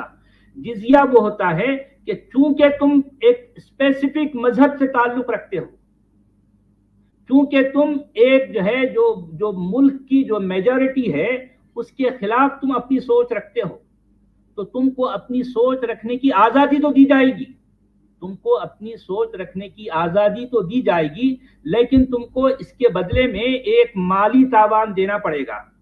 اگر تم مسلمان ہیں تو تم کو مسلمان ہونے کی وجہ سے تم پر اتنا جو ہے جزیہ لاگو کیا جائے گا, اور جزیہ ٹیکس نہیں ہے. اگر ایک مسلمان کی جو ہے ایئرلی انکم 10 لاکھ روپے ہے تو وہ جو ٹیکس ہے تو اس کو دینا ہی دینا ہے, وہ تو دینا ہی دینا ہے جس طرح سے دوسرے سبھی لوگ دیتے ہیں. پلس اس کے علاوہ جو ہے اس پر جو ہے مالی تاوان بھی ہے کہ ہر سال اس کو اتنا تاوان دینا ہے, مالی تاوان. کیوں؟ اس لیے کہ وہ مسلمان ہے. اچھا یہ تاوان کیا ہے, یہ جزیہ کیا ہے؟ ایک جو ہے ایک مالدار جو ہے مطلب مومن پر, مطلب ایک مالدار کافر پر نہیں تھا, بلکہ ہر اس کافر پر تھا جو اس ملک میں رہتا تھا. ہر اس کافر پر جو ہے یہ جزیہ لاگو ہوتا تھا جو اس ملک پہ رہتا تھا. کیونکہ وہ کافر ہے, کیونکہ وہ اللہ کے دین کو دین نہیں مانتا, جو اللہ اور اس کے رسول کو رسول اور اس کا اللہ نہیں مانتا, تو اس وجہ سے اس پر یہ مالی تاوان جو ہے لاگو کیا جاتا تھا. تو کیا ایگزیکٹلی یہ سچویشن اگر آج کی حکومت مسلمانوں پر لاگو کر دے تو ذرا سوچئے, کیا یہ آج کی تاریخ میں کوئی معقول جو ہے بات کہلائے گی؟ میں یہ نہیں کہہ رہا ہوں کہ موجودہ حکومت کو یہ لاگو کرنا چاہیے, میں یہ نہیں کہہ رہا ہوں, میں صرف اس بات کی طرف اشارہ دلانا چاہ رہا ہوں کہ مسلمان جس وقت اکثریت میں ہوتے تھے, مسلمانوں کا جس وقت دبدبہ چلتا تھا اور ان کے مطابق ان کے قرآن اور حدیث کا جو ہے کا دورہ تھا, اس وقت مسلمانوں نے ہر جگہ یہ کیا ہے. ہر جو ہے غیر مسلم پر یہ جزیہ لاگو کیا ہے. ہر وہ شخص, مثال کے طور پر اگر ایک شخص کی سالانہ انکم مثال کے طور پر 10 درہم ہے تو اس کو سالانہ 1 درہم یعنی مطلب جو حکومت کے خزانے میں جمع کرانا ہے. اور کس طرح سے جمع کرانا ہے؟ اپنے ہاتھ نیچے رکھ کر انتہائی ذلت اور حقارت کے ساتھ, ذلت اور حقارت کے ساتھ جو ہے اپنا یہ جو ہے یہ جزیہ اس کو دینا ہے. کیونکہ ظاہر بات ہے وہ مسلمان نہیں ہے, وہ غیر مسلم ہونے کا اس کو جرمانہ دینا ہے, مالی جرمانہ. تو یہ معاملہ جب جو ہے مسلمان دوسری قوموں کے ساتھ یا دوسری اقوام کے ساتھ یا پھر جو ہے غیر مسلمانوں کے ساتھ کرتے رہے ہیں, تو ایگزیکٹلی اگر یہی سچویشن ان پر آج کی تاریخ میں لاگو کر دی جائے تو مسلمانوں پر کیا گزرے گی؟ ذرا سوچئے, ذرا سوچئے. تم جس آئیڈیالوجی کو مانتے ہو مومنو, وہ تمہاری یہ آئیڈیالوجی کسی زمانے میں یہ کرتی رہی ہے غیر مومنوں کے ساتھ, غیر مسلموں کے ساتھ. اگر یہی کچھ تمہارے ساتھ ہو جائے تو تب کیا ہوگا؟ ذرا سوچئے, کیا سوچئے کیا ہوگا؟ اس طرح کا مالی تاوان کا بوجھ اگر تمہارے اوپر ڈالا جائے. اچھا یہ مالی تاوان اس کی کوئی لمٹ نہیں تھی, جو خلیفہ وقت ہوتا وہ اپنی منمانی سے کچھ بھی جو ہے لاگو کر سکتا تھا, کچھ بھی لاگو کر سکتا تھا. اس کو لگے کہ بھی جو ہے اگر کسی شخص کی جو ہے سالانہ انکم اگر 10 درہم ہے تو اگر اس کو لگتے کہ نہیں 1 درہم کم ہے تو وہ 2 درہم جو ہے لاگو کرے گا. یعنی مطلب یہ ہے کہ وہ جتنا کچھ کما رہا ہے اس کا 20% اس کو دینا پڑے گا. اور ظاہر بات ہے یہ ٹیکس نہیں ہے, یہ تاوان ہے. یہ مالی تاوان ہے، مالی جرمانہ ہے. کیوں؟ اس لیے کہ وہ اکثریت کے مذہب سے ہٹ کر مذہب کا جو ہے وہ جو ہے وہ اختیار کیے ہوئے ہیں. جو مذہب اکثریت کا ہے اس سے ہٹ کر جس کسی کا بھی مذہب ہو تو ظاہر بات ہے کہ جو ہے اکثریتی مذہب والا یہ جو ہے اس پر جرمانہ لاگو کر سکتا ہے مسلمانوں کے انوسار. حالانکہ ہندوستان میں ایسا نہیں ہوتا، اور میں یہ بھی نہیں کہہ رہا ہوں کہ ایسا ہونا چاہیے. میں جو ہے اس کے خلاف ہوں. میں تو اس وقت جو مسلمان کرتے تھے اس کے بھی خلاف ہوں. اگر آج اگر ہماری حکومت اس طرح کا کوئی کام کرتی ہے، کوئی قدم اٹھاتی ہے، تو میں تو اس کے بھی خلاف ہوں. میں تو دونوں کے خلاف ہوں. لیکن میں صرف یہ کہنا چاہ رہا ہوں، مسلمانوں کی آنکھ کھولنا چاہتا ہوں کہ بھئی آپ ذرا غور کرو کہ آپ کی حکومتیں جس وقت آپ یعنی اقتدار میں برسر اقتدار تھے، جہاں بھی آپ یہ سب کچھ کرتے رہے ہو، جس آئیڈیالوجی کو آپ مان رہے ہو اس پر جو ہے آنکھ بند کر کے عمل کر رہے ہو، اس کے خاطر مرنے کے لیے تیار ہو جاتے ہو، وہ آئیڈیالوجی کا اصل چہرہ یہ ہے. اصل چہرہ یہ ہے. میں اصل میں صرف اس آئیڈیالوجی کا ریئل فیس جو ہے مطلب لوگوں کو دکھانا چاہتا ہوں. میں مسلمانوں کے خلاف نہیں ہوں. میں صرف یہ بتانا چاہتا ہوں کہ آپ لوگ یہ عربوں کی غلامی کرنا چھوڑ دو. عربوں کی ذہنی غلامی، عرب مینٹل سلیوری کرنا چھوڑ دو. آپ ایک انسان بن کے رہو. آپ اپنے حقوق کے لیے یہ لڑ سکتے ہو، آپ کا یہ رائٹ ہے، مگر یہ عربوں کی ذہنی غلامی آخر کیوں کرتے ہو بھائی؟ کیا دیا ہے اس نے اس ذہنی غلامی نے آپ کو؟ سوچنے کی بات ہے. ایک بات میں یہ بھی کہتے چلوں کہ لوگ کہتے ہیں سچ والا جو ہے یہ چونکہ اس کے گھر میں اس کے ساتھ ایسا ہوا کہ جو ہے اس کے گھر والوں نے جو ہے اس کے ساتھ اس طرح کا معاملہ کیا تو یہ اتنا سخت ہو گیا. نہیں، یہ معاملہ صرف میرے گھر کا نہیں ہے، اور میں اپنے گھر کی وجہ سے یہ سخت نہیں ہوا. میں تو اس ریئلٹی کی بات کرتا ہوں جو کہ اسلام کے اندر موجود ہے، چاہے وہ قرآن کا اسلام ہو یا چاہے وہ حدیث کا اسلام ہو. ہر دو اسلاموں میں جو ہے اس طرح کی ریئلٹی، اس طرح کی جو ہے سختی موجود ہے. میں آپ کو ایک لٹمس ٹیسٹ دیتا ہوں، آپ اپنے طور پر جو ہے اس کو چیک کر لیں کہ بھئی ہر وہ پریکٹسنگ مسلم گھرانہ، کوئی بھی پریکٹسنگ مسلم گھرانہ، اس میں اگر مان لو 4-6 جو ہے لوگ رہتے ہیں، ان میں سے کوئی ایک فرد یہ کہہ دے کہ میں آج کی تاریخ سے اس عرب آئیڈیالوجی، اس کلٹ کو جسے اسلام کہا گیا ہے، میں اس کو ماننے سے انکار کرتا ہوں. آپ صرف زبان سے کہہ دو، پھر دوسرے دن آپ کے ساتھ کیا ہوتا ہے ذرا دیکھ لینا. پھر زبان سے صرف یہ کہہ دو کہ میں اس کلٹ کو نہیں مانتا، بس اس کے بعد دوسرے روز سے آپ کے ساتھ کیا کچھ ہوگا پھر دیکھ لینا. اس کے بعد پھر آ کے مجھ سے بات کرنا کہ آپ واقعی کیا کہہ رہا تھا. جی امام صاحب آپ آگے آپ کچھ اور بولیں. جی سر، بہت بہت شکریہ. سورہ توبہ کی جو آیت 29 ہے اس میں وہم صاغرون کہ اور چھوٹے بن کر جو ہے مطلب جزیہ دو، کہ چھوٹے بن کے مطلب ذلت کے ساتھ جو ہے ایک طریقے سے جزیہ دو.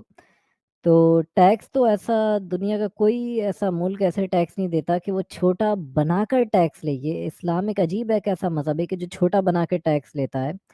اور جزیہ جو ہے ایکچولی پروٹیکشن منی ہے. ریلائنس آف دی ٹریولر یا لغت کی جتنی کتابیں میں دیکھتا رہا، یا اس کے مطلب یہی تھا کہ کافر جو ہے اپنی جان بچانے کے لیے ٹیکس دے رہے ہیں کہ وہ شریعت کے قانون کے نیچے ہیں، اور اگر زندہ رہنا ہے تو ٹیکس دو، یعنی پروٹیکشن منی ہے. ٹیکس بھی نہیں ہے ایکچولی، آپ کو زندہ رہنے کے لیے، اپنے آپ کو بچاتے رہنے کے لیے کہ آپ ہر سال ایک رقم ادا کر رہے ہو تاکہ آپ زندہ بچے رہو، اور آپ کو کوئی کہیں ایسا نہیں ہو کہ آپ کا سر اڑا دیا جائے سر سے.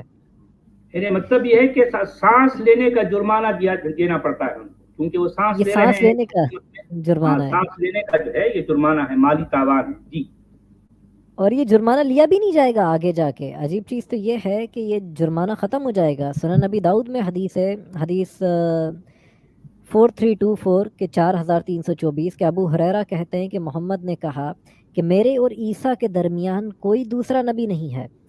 عیسیٰ ابن مریم جو ہیں وہ نازل ہوں گے، تم انہیں پہچان جاؤ گے کہ وہ ایک درمیانی خط کے ہوں گے.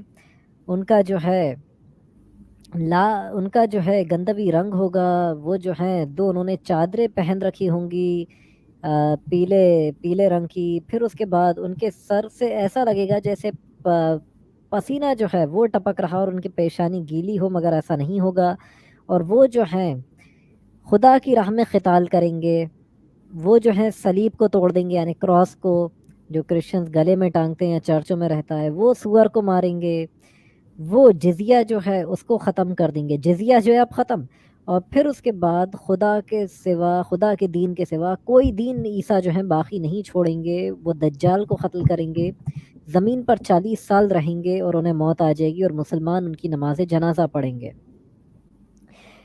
یعنی جزیہ ختم، عیسیٰ جب آسمان سے آ رہے ہیں، کیونکہ مسلمز کے اکارڈنگ سورج جہاں پہ ڈوبتا ہے جب وہاں سے نکلے گا، جب یہ قیامت کی نشانی پوری ہوگی تو توبہ کا دروازہ بند ہو جائے گا۔ تو عیسیٰ جب آ رہے ہیں تو توبہ کا دروازہ بند ہو گیا، تو وہ جزیہ نہیں دیں گے، وہ صرف کافروں سے لڑیں گے۔ اور اس طرح کی کٹر حدیثیں جو ہیں کئی جگہ آئی ہیں، کہیں غزوہ ہند کے تعلق سے آتی ہیں، فارس فتح کرنے کے تعلق سے، ایران فتح کرنے کے، جو ایران فارس ہے اس کے فتح کرنے کے تعلق سے، اور بھری ہوئی ہیں، مطلب صرف پورا دین جو ہے قتال سے بھرا ہوا ہے کہ تم لوگ غزوہ ہند کرو گے، دو جماعتیں ایسی ہوں گی جنہیں جہنم کی آگ چھو بھی نہیں پائے گی، ایک جو عیسیٰ کے ساتھ قتال کرے گی، دوسری جو غزوہ ہند کرے گی۔ سنن نسائی میں حدیث 3177۔ اسی طرح اور بھی کئی حدیث ہے کہ تم جزیرہ عرب پہ حملہ کرو گے، حجاز پہ خدا تمہیں فتح دے گا، یعنی صرف لڑائی ہی لڑائی۔ صحیح البخاری میں حدیث 2476 اور حدیث 2222 یعنی 2222، ابن ماجہ میں حدیث 4078 کہ ابو ہریرہ کہتے ہیں کہ قیامت تب تک نہیں آئے گی، محمد نے فرمایا، تب تک جب تک عیسیٰ ابن مریم نازل نہیں ہوتے۔ وہ عدل و حکم ہوں گے، وہ سور کو ماریں گے، صلیب کو توڑیں گے، جزیے کو منسوخ کر دیں گے، ختم کر دیں گے، اور اتنی دولت ہوگی پھر دنیا میں کہ کوئی قبول بھی نہیں کرے گا، مطلب اگر کسی کو صدقہ اگر دیا جائے گا۔ اور بخاری میں ایک اور حدیث ہے، حدیث 3162 کہ عبداللہ بن عمر جو ہیں وہ کہتے ہیں کہ اے ایمان والو، جو تم جو ہے خدا نے جو تمہیں حکم دیا ہے اسے پورا کرو، یعنی جو اہل ذمہ ہیں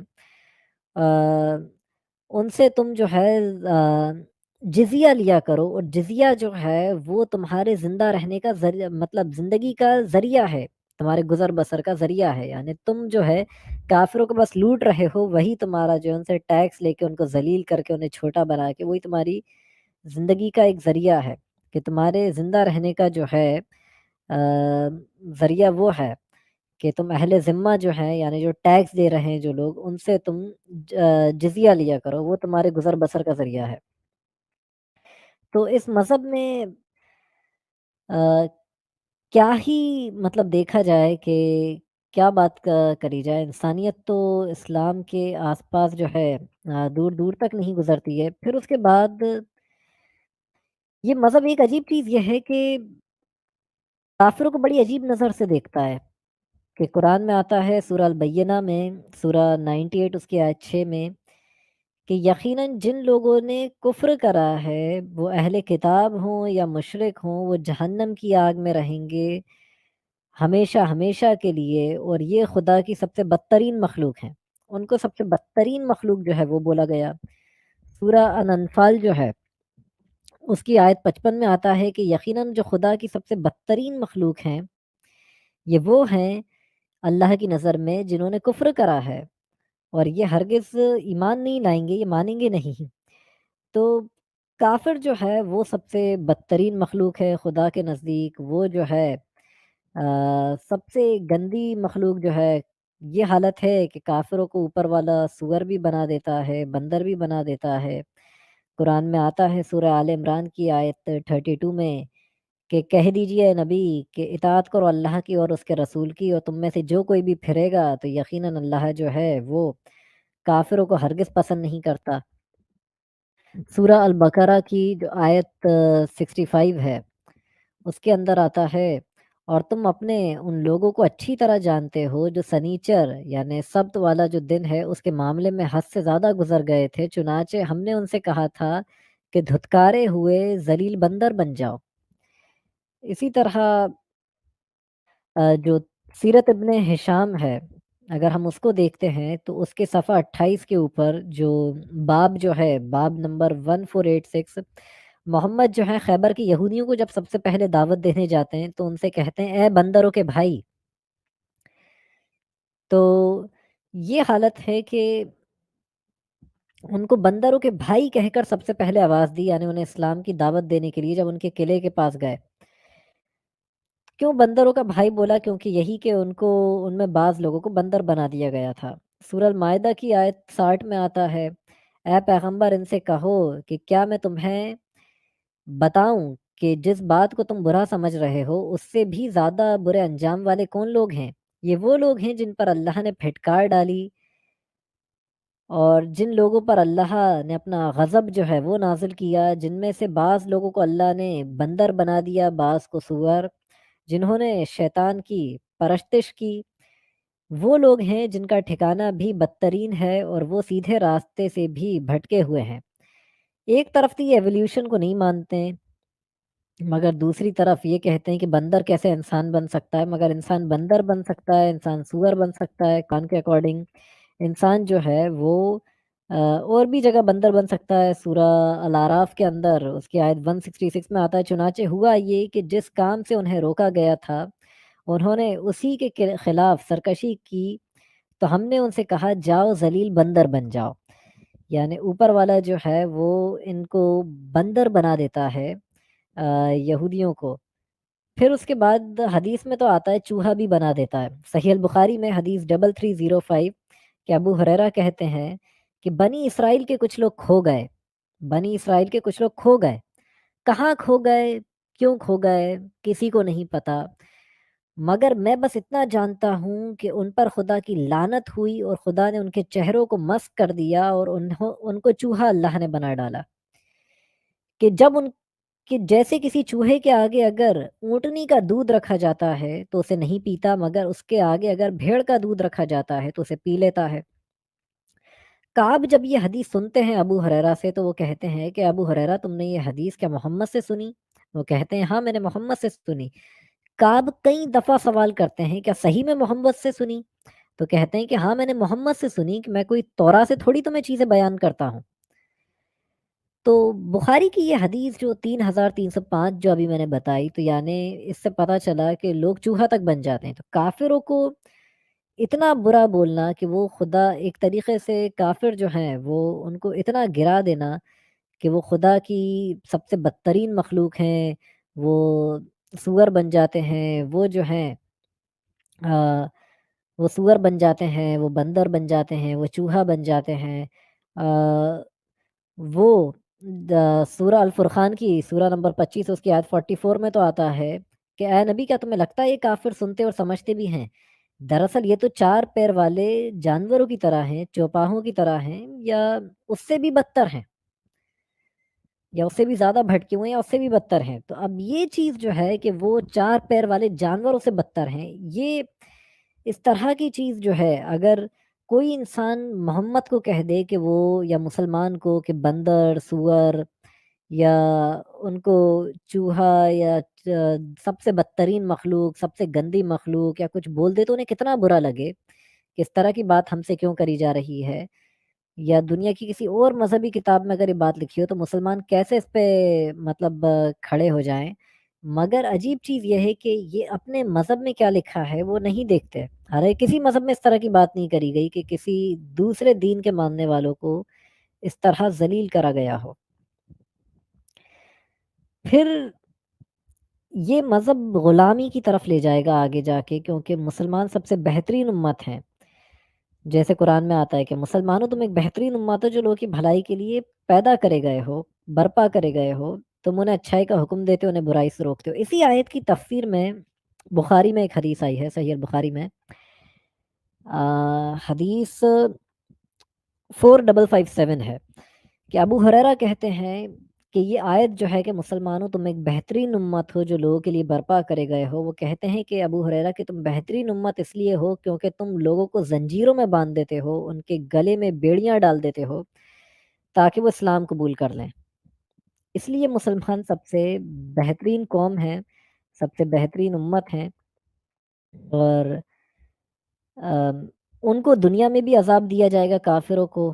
سورہ آل عمران کی سورہ نمبر 3 اس کے آیت 56 میں آتا ہے کہ جن لوگوں نے یقیناً کفر کرا ہم انہیں دنیا میں بھی بڑا سخت عذاب دیں گے اور آخرت میں بھی، اور آخرت اور بعد میں بھی ان کا کوئی مددگار نہیں ہوگا۔ تو دنیا میں کیا عذاب ہوگا؟ کوئی بھی تفسیر کھول کے دیکھ لی جائے، تفسیر الجلالین، مودودی کی تفسیر، تفسیر ابن کثیر، تو بہت ساری ہیں، ہر مولوی اپنی ایک تفسیر لکھ دیتا ہے، تو کاؤنٹلیس ہی ہیں تفسیر بھی، یعنی کامنٹریز قرآن کے اوپر۔ تو اب مگر سب میں یہی ملے گا اس آیت کی تفسیر میں کہ دنیا میں بھی عذاب دیں گے۔ تو یہاں پہ عذاب یہ ہے کہ یا تو مسلمانوں کے ہاتھوں قتل ہوں گے، یا تو جزیہ دیں گے، ٹیکس دیں گے ذلیل ہو کے، یا تو اسلام کے اندر آ جائیں گے۔ تو یہی جو ہے دنیا میں ان کے لیے عذاب ہے۔ تو جی سر، آپ اس میں کچھ ایڈ کرنا چاہیں اور آگے بات کو؟ دیکھیں، میں یہاں یہ کہوں گا، مسلمانوں کی کتابوں میں جو باتیں کافروں کے بارے میں آتی ہیں، لیکن مسلمانوں کی یہ مقدس کتاب کافروں کو کیا کہتی ہے؟ دیکھیں تو اس کو کہتی ہے یہ بدترین قوم ہے۔ ان شر الدواب عند اللہ کہہ رہا ہے، یعنی مطلب سب سے جو ہے بری قوم اللہ کے نزدیک کون ہے؟ جو اس کی باتوں کا انکار کرتے ہیں۔ تو اس کی باتوں کو یا اس کی آیتوں کا انکار کرنے والے کے لیے یہ کتاب کیا کہتی ہے کہ اس کو ہم جو ہے دوزخ کی آگ میں جلائیں گے۔ جب جب اس کی کھال جل جائے گی تو ہم ایک نئی کھال جو ہے اس پر چڑھائیں گے، پھر وہ کھال بھی جب جل جائے گی تو ایک اور نئی کھال ہم اس کے اوپر چڑھائیں گے، اس کو بھی جلائیں گے، اور یہ سلسلہ چلتا رہے گا انلمیٹڈ ٹائم کے لیے، ہمیشہ ہمیشہ کے لیے۔ کیوں؟ تاکہ وہ عذاب کا مزہ چکھیں۔ اچھا، اس کو عذاب کیوں دینا ہے بھئی؟ کیا اس نے کسی کے ساتھ کوئی جو ہے کوئی جرم کیا ہے، کوئی ظلم کیا ہے، کسی کا مرڈر کیا ہے، کسی کا جو ہے کچھ نہیں، کچھ بھی نہیں، بس یہ کیونکہ اس نے اللہ کی آیتوں کا انکار کیا ہے تو اس کو یہ عذاب دیا جائے گا۔ یہ تو خیر آخرت کی بات ہوئی، خود دنیا میں بھی جا بجا اس کو جو ہے کوسنا، کاٹنا، اس کو سور کہنا، اس کو گدھا کہنا، اس کو کتا کہنا، اس کو جو ہے اس طرح کی گالیاں، اس طرح کے جو ہے ایسے الفاظ، خود قرآن کے اندر کئی جگہوں پر قرآن کا اللہ جو اس کی بات کو نہ ماننے والوں کے لیے کیسے الفاظ استعمال کرتا ہے؟ سور، گدھا، کتا، بندر، اور اس کو کوستا کاٹتا ہے۔ جو کوئی جو ہے اس کے خلاف یا اس کے رسول کے خلاف بات کرتا ہے تو اس کو جو ہے اس کے ہاتھ ٹوٹ جائیں، وہ تباہ و برباد ہو جائے، وہ جو ہے وہ جڑ کٹا ہے، وہ حرامی ہے، وہ جو ہے بد اصل ہے۔ یہ اس طرح کی گالیاں، اس طرح کی صلواتیں جو ہے خود قرآن کا اللہ اپنے نہ ماننے والے یا اس کے رسول کو نہ ماننے والوں کے خلاف کرتا ہے۔ یہ سوچنے کی بات ہے۔ ذرا سوچئے کہ اگر ایگزیکٹلی یہی سچویشن تمہارے ساتھ ہو کہ دوسرے مذہب والے تمہارے خلاف یا تمہارے بارے میں اس طرح کی رائے رکھیں، اس طرح کے الفاظ استعمال کریں، ایسے شبد بولیں کہ وہ جو ہے دوسرے مذہب والے، چونکہ تمہاری کتاب میں ہمارے بارے میں یہ کہا گیا ہے نا، تو ہم بھی تم کو یہ کہتے ہیں، تم کو سور کہتے ہیں، گدھا کہیں گے، بندر کہیں گے، تو کیا مسلمانوں کو یہ گوارا ہوگا؟ بھئی دیکھیں، حالانکہ اس طرح کی گالی کوئی کسی کو نہیں دینا چاہیے۔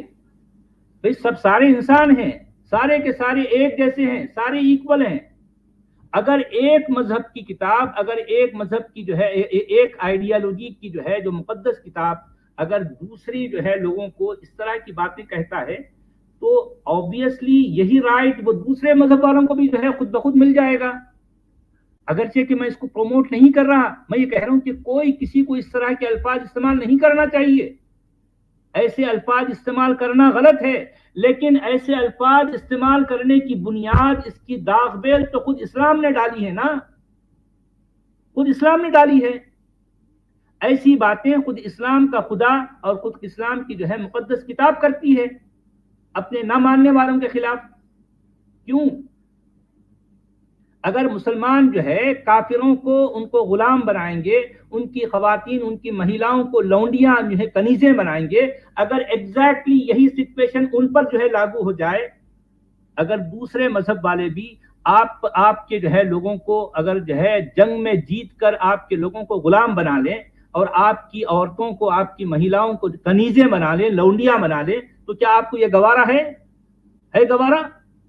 سوچئے ذرا کتنا برا کام کرتے رہے ہیں آپ کے پوروج، آپ کے جو ہے یہ جو اصل جو اسلاف ہیں یا آپ کے اس دین کے جو اصل جو ہے جو بانی ہیں، آپ کی اس کتاب کو لکھنے والے ہیں، کیا کچھ کہتے رہے ہیں. اور یہی باتیں آج بھی تقدس کا ذریعہ بنی ہوئی ہے. تقدس کا جو ہے کہ یہ کتابیں ساری ان کی یہ اس طرح کی باتیں ان کی کتابوں میں پائی جاتی ہیں، اور مسلمان ہیں کہ اس طرح کی باتوں کو ان کی جو کہ ان کی کتابوں میں لکھی ہیں ان کو مقدس سمجھ کر سینوں سے لگائے بیٹھے ہیں آج بھی. کیوں؟ یہ عربوں کی ذہنی غلامی آخر کب تک کرو گے؟ عربوں کی ذہنی غلامی یہ ساری کی ساری آئیڈیالوجی عرب آئیڈیالوجی ہے، مسلمان اس کے ذہنی غلام ہیں. دوستو اپنے مذہب کو خود پڑھو، جانو، اس کی آنکھیں کھول کر اس کو پڑھو. یہ عقیدت اور تقدس کی عینک اپنی آنکھوں سے ہٹاؤ، اپنی عقل کے تالے کھولو اور خود پڑھو کہ قرآن کیا کہہ رہا ہے. حدیثوں کے بھنڈار میں کیسی کیسی باتیں ہیں. اگر جتنی باتیں قرآن میں اور حدیثوں میں ہیں، اگر ایگزیکٹلی معاملہ الٹ ہو جائے اور یہ سب کچھ تم پر لاگو ہو جائے، کیا تم گوارا کرو گے گوارا؟ تو پھر یہ کیوں جو ہے یہ عربوں کی غلامی میں پڑے ہو؟ چھوڑو اس عربوں کی ذہنی غلامی کو. یہ سارا گند ہے، ان کتابوں میں گند بھرا ہوا ہے. اس سے باز آ جاؤ، انسان بنو، اپنے آپ کو اس طرح کی جو ہے ذہنیت سے پاک کر دو. یہ میرا آپ سب لوگوں کو مشورہ ہے. میں آپ لوگوں کو انسان بنانا چاہتا ہوں. یہ اسلام اصل میں ایک عربوں کی ذہنی غلامی کا نام ہے اور مسلمان عرب کے ذہنی غلام کو کہتے ہیں. جی جی سر، بے شک اسلام جو ہے ایک عرب کا آپ کو ایک سلیو بنا دیتا ہے، غلام بنا دیتا ہے، ایک ذہنی غلام بنا دیتا ہے. اور عربوں کو ہر جگہ اتنا بڑھایا چڑھایا گیا ہے، بلکہ یہاں تک کہ صحیح حدیث میں عربوں کو اتنا بڑھا دیا ہے کہ جیسے وہ پتہ نہیں کیا ہوں. ایک طرف تو مسلمان یہ دکھاتے ہیں کہ دیکھو محمد نے تو یہ کہا ہے کہ کسی عرب کو عجم پہ فضیلت نہیں، عجم کو عرب پہ فضیلت نہیں. یہ سب بکواس باتیں ہیں، بلکہ اس سے زیادہ جو شدید اختلافی باتیں ہیں وہ زیادہ ہمیں ملتی ہیں صحیح روایتوں میں. کہ صحیح مسلم میں حدیث 5938 انٹرنیشنل نمبرنگ کے حساب سے حدیث 2276 پہ کہ وسیلہ بن الاقصی جو ہیں وہ روایت کرتے ہیں کہ محمد نے کہا کہ اللہ نے منتخب کرا کنانہ کو اسماعیل کی اولادوں میں سے، اللہ نے منتخب کرا قریش کو کنانہ کی اولادوں میں سے، اور اللہ نے منتخب کرا بنو ہاشم کو قریش میں سے، اور پھر اس کے بعد اللہ نے اس میں سے بنو ہاشم میں اللہ نے مجھے جو ہے اپنا نبی چنا. یعنی اوپر والا جو ہے ایک اتنا ایک ریسسٹ ہے کہ وہ اسماعیل کی اولادوں میں سے بھی انہیں چن رہا ہے جس سے محمد کا قبیلہ نکلا. محمد قریش کے بھی کئی قبیلے تھے تو اس میں بھی صرف بنو ہاشم ہی جس سے محمد آئے، اور پھر اس کے بعد اس میں بھی انہی کو چنا جو اس سے ہیں، مطلب اس میں بھی اسی کو چنا صرف کہ جو محمد جو ہے اس کا قبیلہ ہے، اور اس میں سے بھی اسے. اب صحیح مسلم میں ایک حدیث ہے، حدیث 6225 انٹرنیشنل نمبرنگ کے حساب سے حدیث 2408A کہ یزید بن حیان جو ہے وہ کہتے ہیں کہ محمد نے فرمایا کہ میں تمہارے درمیان دو بڑی بھاری وزنی چیزیں چھوڑ کے جا رہا ہوں جن سے تم لوگ کبھی گمراہ نہیں ہوگے اگر انہیں مضبوطی سے تھامے رکھو گے. ایک اللہ کی کتاب ہے جس میں ہدایت اور نور ہے، اور کہا کہ دوسرے میرے اہل بیت ہیں، یعنی میرے گھر کے لوگ ہیں. زید جو حدیث کے راوی ہیں وہ کہتے ہیں کہ کیا محمد کی بیویاں جو ہیں کیا وہ اہل بیت نہیں ہیں؟ حسین نام کے ایک دوسرے راوی سے تو کہتے ہیں کہ ہاں یہ بات جو ہے میں نے بھی پتہ کری تھی محمد کی بیویاں بھی اہل بیت ہیں، مگر یہاں اہل بیت سے مراد علی اور علی کی اولاد، عقیل اور عقیل کی اولاد، جعفر اور جعفر کی اولاد، عباس اور عباس کی اولاد جو ہیں وہ ہیں جن کے اوپر صدقہ جو ہے وہ حرام ہے۔ تو یعنی محمد کے ماننے والوں کو آپ صدقہ نہیں دے سکتے، مطلب اس کی اولاد جو ہے جو اس کی نسل سے ہے اس کا آپ صدقہ نہیں دے سکتے ہو اگر آپ محمد کے ماننے والے ہو۔ آپ اگر دو گے تو ان کو گفٹ کے طور پر دو گے، یعنی کسی اور انسان کو آپ دے رہے ہو تو بھیک ہے، مگر محمد کے اگر کوئی نسل سے ہے تو آپ اگر اسے کوئی اگر غریب ہے آپ اسے کچھ پیسے بھی دو گے تو یہ نہیں کہو گے بھیک ہے، آپ یہ کہو گے کہ یہ گفٹ ہے۔ تو عام انسانوں کو گرا دینا، وہیں اپنے قبیلے کو بڑھانا، اور اس کے بعد اتنی نسل پرستی اس دین میں تھی کہ جو یہ ہے سیرت ابن ہشام اس میں آتا ہے کہ محمد نے کہا کہ شیطان جو ہے اس کا صفحہ 243 پہ کہ شیطان جو ہے کالا آدمی ہے، اور پھر اس کے بعد ایک کالا آدمی آ کے بیٹھا کرتا تھا نبتل بن حارث نام کا، تو محمد نے کہا کہ یہ جو ہے کہ شیطان جو ہے اسی منافق کی طرح دکھتا ہے کہ جو اور اسی کے حلیے کی طرح، تو ایک کالا آدمی تھا جس کے لمبے بال تھے اور اس کی گہری آنکھیں تھیں۔ تو پھر اس کے بعد دنیا کا سب سے یہ حالت ہے صحیح مسلم میں حدیث 2468 کے دنیا کا جو سب سے بدترین آدمی جو ہے وہ ہے جو کالا ہے، جو اللہ کی نظر میں جو خارجیوں میں ایک ہے، اور اس کو علی نے جو ہے قتل کروا دیا۔ سب سے بدترین انسان کالا ہے۔ پھر اس کے بعد شیطان جو ہے وہ کالے آدمی کی طرح دکھتا ہے۔ محمد نے کہا کالے کتوں کو مار دیا کرو کیونکہ یہ شیطان ہے۔ اور اسی طرح پھر اس کے بعد اور بھی کئی، مطلب اتنا نسل پرست انسان میں نے نہیں دیکھا کہ ایک آدمی کعبہ توڑے گا۔ محمد نے کہا کہ یہ جو ہے یہ آدمی جو ہے کالا ہوگا، ایک کالا حبشی ہوگا، خلیفہ جب بھی ہوگا محمد نے کہا قریش سے ہوگا۔ یہ ایک نسل پرستی ہے اسلام کے اندر۔ صحیح مسلم میں حدیث 4704 کے 4704 انٹرنیشنل نمبرنگ کے حساب سے حدیث 1820 1820 کہ عبداللہ جو ہیں وہ کہتے ہیں کہ محمد نے کہا کہ خلیفہ جو ہے کو ہمیشہ قریش میں سے ہی ہوگا، یہاں تک کہ زمین پر صرف دو انسان ہی کیوں نہ بچے رہیں، ان میں سے جو قریش سے ہوگا وہ خلیفہ ہوگا۔ اسی طرح صحیح البخاری میں بھی یہ حدیث آئی ہے کہ حدیث 3501 اور 7140 کہ حضرت عمر کہتے ہیں کہ محمد نے کہا کہ خلافت ہمیشہ قریش کے اندر ہی رہے گی، یہاں تک کہ زمین پر صرف دو لوگ ہی کیوں نہ باقی رہ جائیں۔ کعبے کو آتا ہے سنن نسائی میں حدیث 2904 کے اندر، اور شاید اسلام 360 میں یہ 2907 پہ یہ حدیث ملے کہ ابو ہریرہ کہتے ہیں کہ کعبہ جو ہے اس کو ذل سویقتین نام کا ایک شخص جو ہے جو ایک حبشی ہوگا، دبلا پتلا پتلی ٹانگوں والا، وہ جو ہے اسے توڑے گا۔ یعنی تو اس کو تو اتنی ایک نسل پرستی، ایک عرب مینٹیلٹی، کیونکہ عرب میں صرف کالے لوگ ہی ان کے جو تھے غلام ہوتے تھے زیادہ تر، تو انہیں ان لوگوں سے پسند نہیں، وہ لوگ پسند نہیں تھے۔ دوسرے قبیلوں کو گرایا، ان کا مقام، اپنی آل کو بڑھایا، تو یہ عرب مینٹیلٹی ہے اسلام کے اندر۔ اور یہ حالت تھی کہ لوگ کہتے ہیں نبی نے غلامی ختم کری، غلامی نہیں ہوئی ختم کری، اس نے صرف عربوں کی غلامی آزاد کری ہے اس شخص نے۔ سنن نبی داؤد میں حدیث ہے 3961 کہ عمران بن حسین کہتے ہیں کہ ایک آدمی مر گیا اور وہ 6 غلام چھوڑ کے مرا، اور اس نے ان سب غلاموں کو آزاد کر دیا تھا، یہ کہہ کر کہ جب میں مروں تو یہ آزاد ہو جائیں۔ مگر محمد نے کہا کہ ایک کام کرو، صرف 2 کو آزاد کر دو، 4 کو غلام ہی رہنے دو۔ ان میں سے یعنی بیچارے ان 4 کو غلام ہی رہنا پڑا۔ تو ایک طریقے سے یہاں غلامی کو وہ نہیں کرا، مگر غلام کو آزاد نہیں ہونے دیا۔ اور پھر اس کے بعد محمد جو ہے انہوں نے، مگر یہ حالت تھی کہ عرب کے لوگوں کو آزاد کرایا ہے غلامی سے، کہ عرب کے لوگ جو تھے محمد نے ان کو جو ہے آزاد کرایا غلامی سے۔ کہ بخاری میں ایک حدیث ہے 4366 کہ ابو ہریرہ کہتے ہیں کہ میں بنو تمیم کی اتنی عزت نہیں کرتا تھا، قبیلہ بنو تمیم جو تھا، کہ جب محمد سے میں نے ان کی 3 خوبیاں سنی، جن میں سے ایک یہ تھی کہ یہ لوگ ایسے ہوں گے جو دجال کے مقابلے میں سب سے زیادہ سخت ہوں گے یہ لوگ لڑنے والے، بنو تمیم قبیلے کے لوگ۔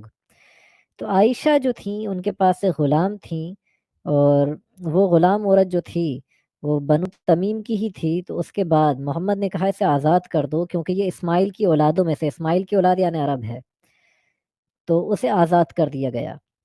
تو ایک طرف تو مسلمان سب سے بہترین قوم کیوں ہیں؟ بخاری کی حدیث 4557 پہ کہ تم بہترین امت ہو کہ لوگوں کی بھلائی کے لیے پیدا کرے گئے ہو۔ ابو ہریرہ کہتے ہیں اس لیے بہترین قوم ہو، سب سے بہترین امت ہو کہ لوگوں کو زنجیروں میں باندھ کے غلام بنا لیتے ہو، ان کے گلوں میں بیڑیاں ڈال کے، تاکہ وہ اسلام قبول کر لیں۔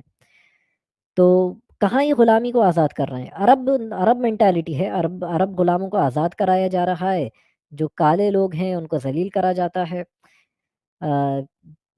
عورتوں کو ذلیل کرا جاتا ہے کہ عورتیں جو ہیں وہ شیطان کی شکل میں آتی ہیں، ایک کالے آدمی کو شیطان کہا جاتا ہے۔ تو یہ ایک فل عرب مینٹالٹی ہے اسلام کے، صدقہ حرام میری اولادوں پر، جو چیزیں دو چیزیں چھوڑ کے جا رہا ہوں اس میں بھی اپنی اہل بیت بتا دیا، اپنی اولادوں کو بتا دیا جن پہ صدقہ حرام۔ تو میرے قبیلے کو اللہ نے منتخب کرا، عربوں کو برا نہ کہو۔ تو یہ عرب مینٹالٹی کے علاوہ اسلام کچھ بھی نہیں ہے۔ جی سر۔